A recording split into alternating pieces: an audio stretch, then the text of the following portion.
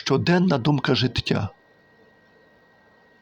Планую день тільки життям щасливим, піднесенням любові до небес краси та відданістю рук лише в добрі, щоби на цілому світі було нове життя, любов'ю щасливе і радісне на всій землі.